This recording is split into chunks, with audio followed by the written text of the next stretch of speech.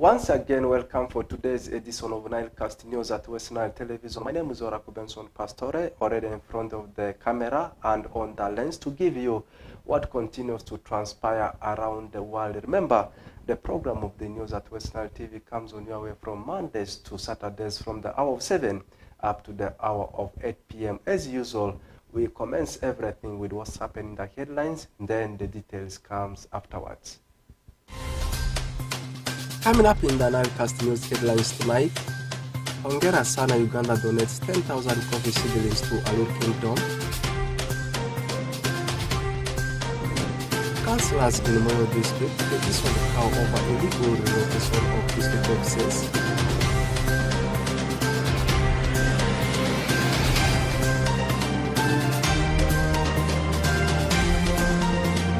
Lastly, the look launches National Youth Council elections in West Nile region. Details about this in NILECAST News.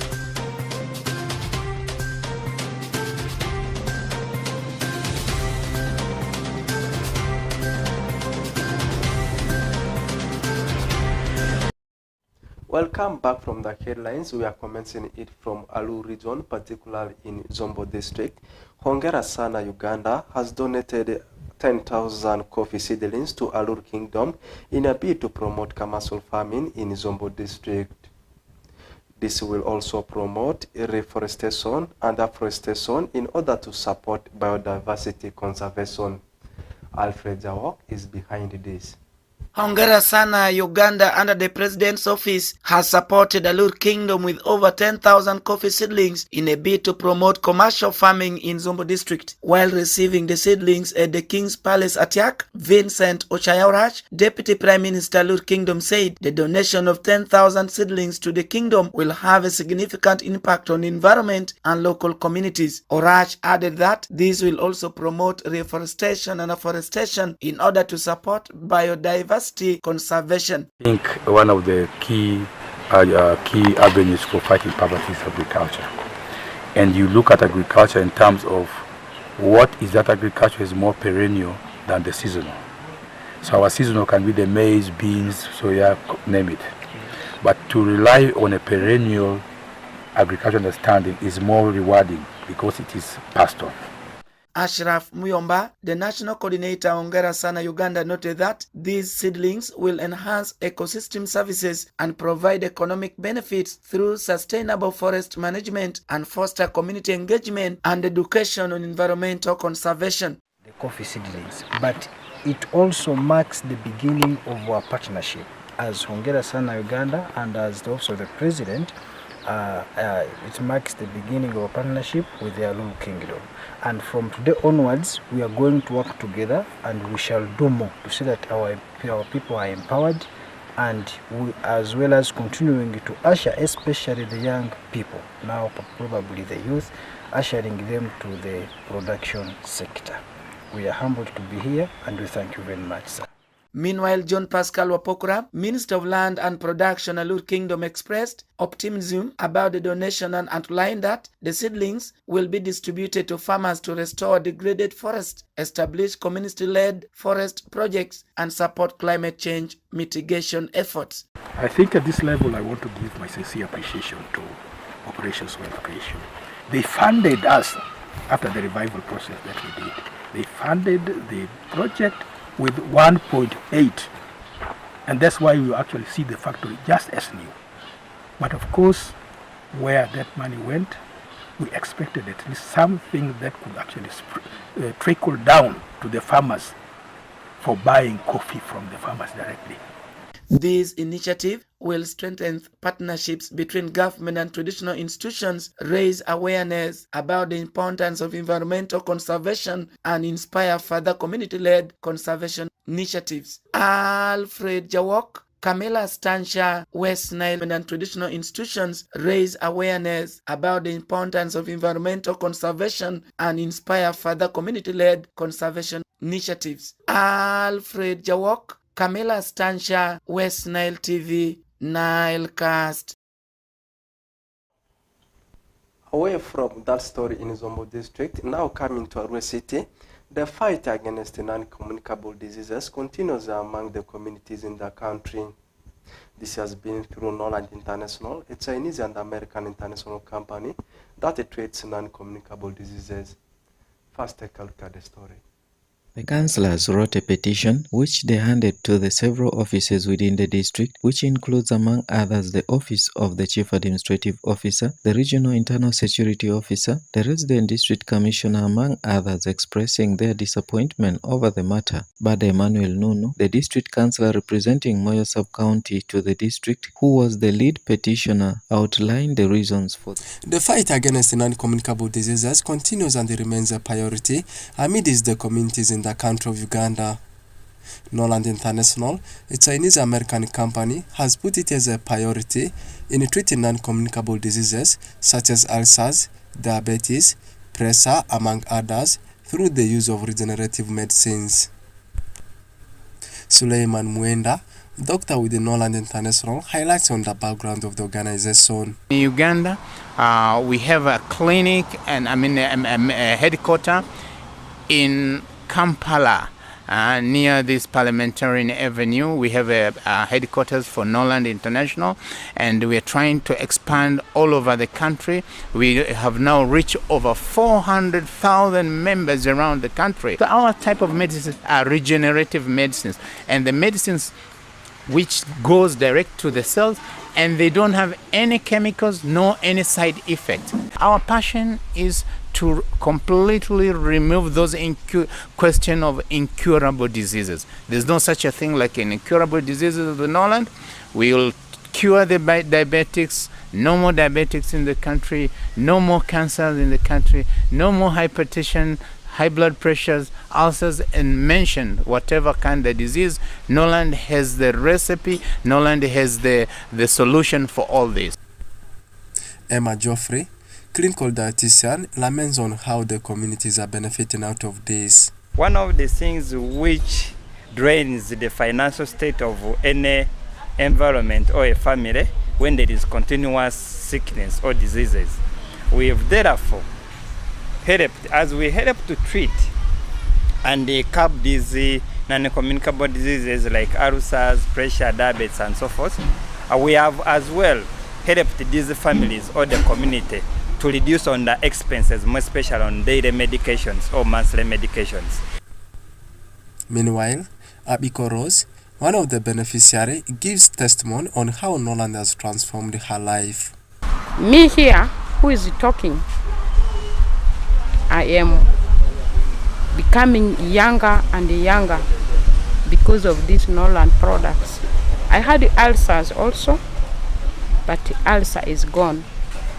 I had infection all other time, 1 week, 1 month, we will be on a cannula, treating ulcer with the safe, it is not going. After getting Noland products, just a pad, I am gone. There's nothing like it. I am now visiting the hospital with the sicknesses I have been going through.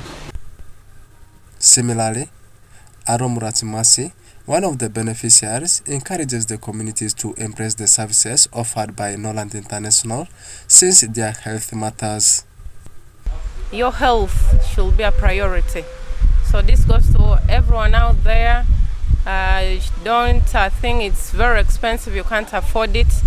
You should mind about your health, especially the locals out there. Don't get discouraged and don't let the disease grow to the extent that you think I can't be treated. Noland International is a Chinese and an American organization that operates in 78 countries worldwide, helping to treat non-communicable diseases through the use of regenerative drugs.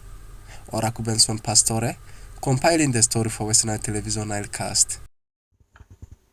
Away from that story, now jetting across the Nile in Moyo district, councillors in Moyo district have petitioned the Chief Administrative Officer of the district over illegal reallocation of district offices without the council approval. That is shifting of the district headquarters without commissioning, and demands the immediate degazettement of the new district office. This left the councillors disappointed. Okumu Dominic reports about that. The councillors wrote a petition which they handed to the several offices within the district, which includes among others the office of the Chief Administrative Officer, the Regional Internal Security Officer, the Resident District Commissioner, among others, expressing their disappointment over the matter. Bada Emmanuel Nunu, the district councillor representing Moyo Sub-County to the district, who was the lead petitioner, outlined the reasons for the petition and pledged to follow up the matter to its logical conclusion, adding that they are the representatives of the people and therefore can't sit down and watch things go amiss within the district. It has come to our notice that your office is in the process of executing illegal acts of relocating the district council headquarters and allocating the old district council premises and other lands and buildings thereon to private business entities without the due consideration of the rightful procedure and processes. Madam, as is witnessed by many, the district council offices have been shifted to the new district headquarters without any public notice, not even any information to the honorable members of the district council. For days now, members of the public have been frequenting the office premises with surprised faces on realizing that the place is in total disaster. This is an improper manner of conducting government public business, especially in regards to shifting public offices. And Caesar, the councillor representing Laropi Town Council, blamed the district executives and some specific leaders for trying to manipulate the district council and said they have come up with plans to hunt down those involved in these uncalled for decisions by dealing with them in accordance with the law. There are illegalities happening surrounding the district council and the executive trying to play around, and they want to use the district council for illegalities for which we are not part of this. So shifting the district office to area we are not aware. We discovered that the office has been shifted away, and the people, if you move around here, you will see a lot of messes going on. So for us, our position, we have put it. We want the cow to intervene quickly in regards to this matter. Failure to do that, we are going to the next action plan. The next action plan is to deal with the individuals who have failed us in our decision. To deal with if it is the chairman, then chairman must leave the office. The regulation, actually the rules of procedure has stipulated what to do in case the chairman has messed up.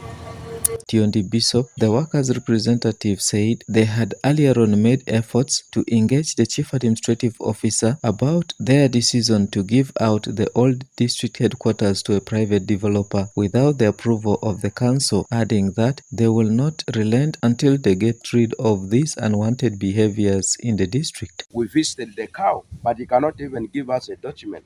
He just spoke to us verbally. There's no document he cannot give us to give this office premises to another client, which we are not very happy. And I stand very strong to see that we are going to follow even all other errors that are happening here in the Moyo district, because I see some few individuals are taking this district for granted, and we are not very happy with that. Ongerito Jeska, the Chief Administrative Officer Moyo, confirms the receipt of the petition from the councillors and said the new district headquarters was handed over to the district leaders last year by the contractor. She, however, said the new site is ready to be occupied, with the commissioning set to be done later. The contractor handed over that building last, I think in September. We should have shifted in December. But why we delayed shifting is because we needed some resources to transfer the IFMIS and NITA. And that is the reason why we are still here.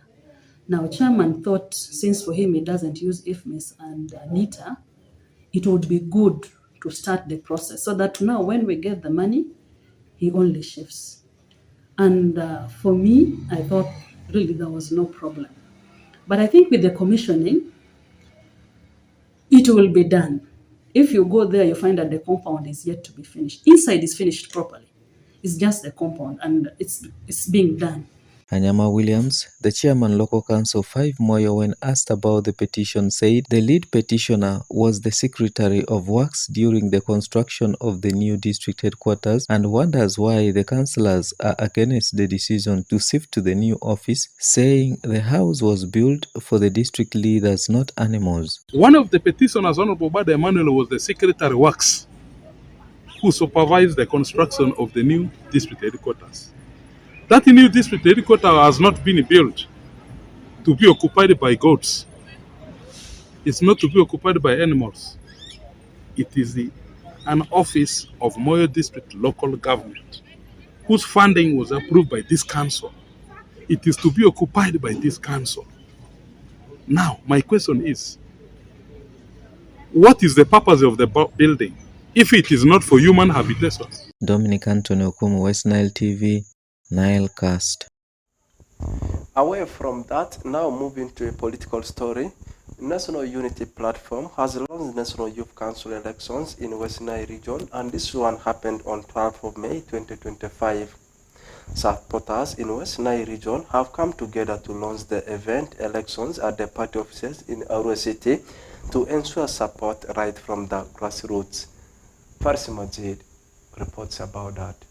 As the political landscape begins to heat up across the country, National Unity Platform Party supporters in West Nile sub-region on the 12th of May 2025 came together to launch their National Youth Council elections campaign at the party offices in Arua City to ensure support right from the grassroots. The function was graced by Dr. Lina Zedriga Waru, the Deputy Party President for Northern Uganda, where a number of party aspirants and supporters across the region came together to show their support to the party from West Nile sub-region. Dr. Zedriga, in her remarks to the congregation, said that the launch of what is termed as the protest vote is an acknowledgement of the region's support to the party. Today, we are rewriting, reigniting, re-energizing our commitments as the West Nile sub-region, being the original birthplace of this struggle in 2018. We ride on the sacrifices of the politically persecuted youth and other political prisoners. Zedriga also joined other supporters across the country to stand in solidarity with individuals and families affected during this course. We subscribe and reaffirm our solidarity with Eddie Mutue, Achille Okivumbi, General Gaddafi, that is Machete, and all other political prisoners. And we have many also from here, the Angolibos. Honorable Asega has just been released. All those from here, and those injured, the Honorable Aseros, and Atikus, and all the others, and all of you. We also still remember the driver, Honorable,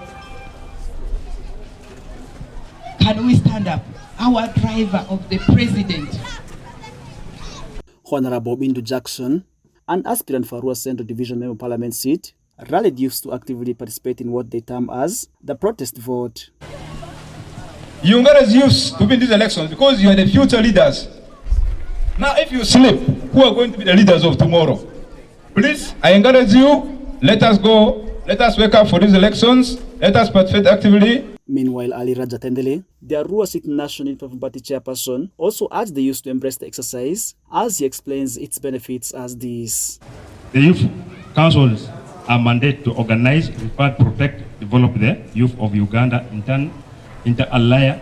The Act provides for the following: composition of youth councils and the committee. Electoral Commission to register youth, maintain, reverse and update village youth councils, exclusive of non-citizens from youth elections, allow multi-party participation.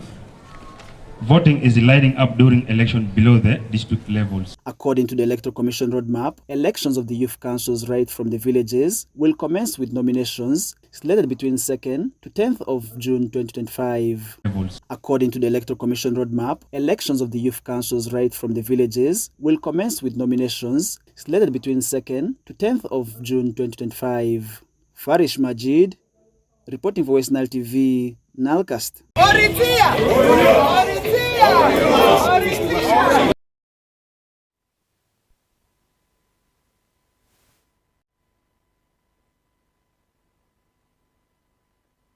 Youth councils, exclusive of non-citizens from youth elections, allow multi-party participation.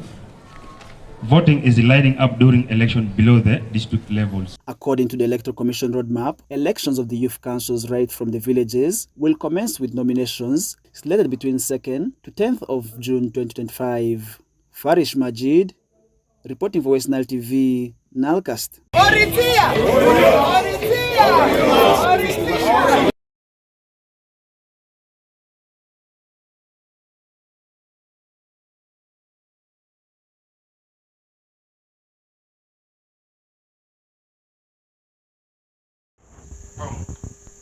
Away from that, now jetting back to Madi region, particularly in Adjumani district, following the Memorandum of Understanding way back in 1998 to 2021 between Uganda Wildlife Authority and leaders of Greater Madi Sub-Region, Surubaro Simon, Paramount Chief of Madi Sub-Region, asked the government of Uganda to return back the land since it has failed to implement its purposes. Onzima Alan, together with Fancy, reports about that. Following the Memorandum of Understanding way back 1998 to 2001 between Uganda Wildlife Authority and leaders of Greater Madi Sub-Region on gazetting of East Madi Wildlife Reserve, cultural leaders expressed grievance accusing the Wildlife Authority of failing to meet the purpose of the reserve. The Paramount Chief of Madi Sub-Region, His Highness Surubaru Simon, echoed the sorts of illegalities taking place in the reserve, urging the government of Uganda to return back the land since it has failed to meet its purpose. His Highness Surubaru Simon read and criticized the event that took place years back from 1950 up to 2001 until an appeal was agreed to be gazetted as East Madi Wildlife Reserve, henceforth after land didn't meet its purpose. In 1950, where the area is located is established Elephant Sanctuary by ADC Mr. J.D. Klotz.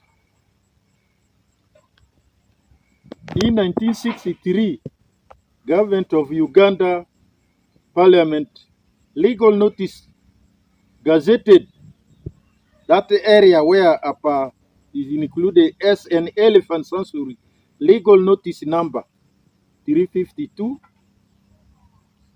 170 square kilometers as East Madi control hunting area covering 601 square kilometers.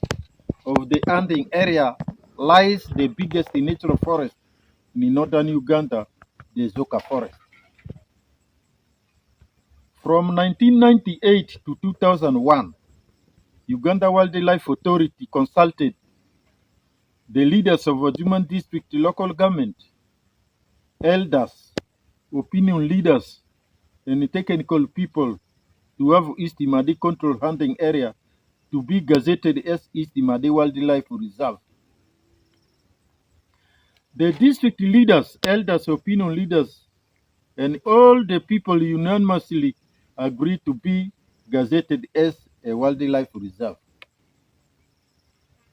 Honorable Anyanjo John Ambayo said one council raised concerns over the illegal activities that were taking place in the reserve, leaving the councils to push the matter into parliament, but clear report didn't come out. The district councillor for Itirikwa sub-county that time raised a concern about activities taking place in that reserve. And according to him, that time, the activities were illegal. And this was in relation to lampering. So that activity it was raised in the district council, and the district council at that time pushed the matter to parliament. And parliament followed Parliament followed this matter, and there were a number of committee reports from Parliament as far as the activities in this wildlife reserve is concerned. For Ajuman district had signed an agreement with Martin Bruce. He has a company called Let Safaris Company, and that agreement signed between that company of Martin Bruce and with the Ajuman District Council was meant for the improvement of this. Honorable Tom Aleruaza, the Member of Parliament of Moyo District, said it's the government to be blamed because they are expecting telling license all the government, including ministers who paid visit to this land pen with the report. There is the exhibition of element of insincerity on the part of government, and especially the executive arm of government. Insincerity, pretense, hypocrisy, all embedded in here. May I take ourselves to history. Since 2011, we have been struggling with this issue. In the 9th Parliament, 10th Parliament, now 11th Parliament. Honorable people is here. We have come a long way. I, Honorable people, Honorable Tuluma, Honorable Fungaro, Honorable Atiku Bernard, and now we have Mamawi. We have Okani and other Western MPs. We have been struggling since 2011. And what are the results of these struggles? My dear brand new brigade commander. And why I'm saying the government is exhibiting insincerity, hypocrisy, and telling us lies are the following. Prime Minister Mahatma Rupunga in 2016 was sent on a fact-finding mission. By the time he was the Prime Minister, he came to Apa when a heap of Charity Asara and Anjima Alan reporting for West Nile TV, NILECAST. That story brings us to the climax of today's edition of NILECAST News. It has been me, Oraku Benson Pastore, in front of the lens. Have the best of your moments till we link up tomorrow at the same time and also for the same program.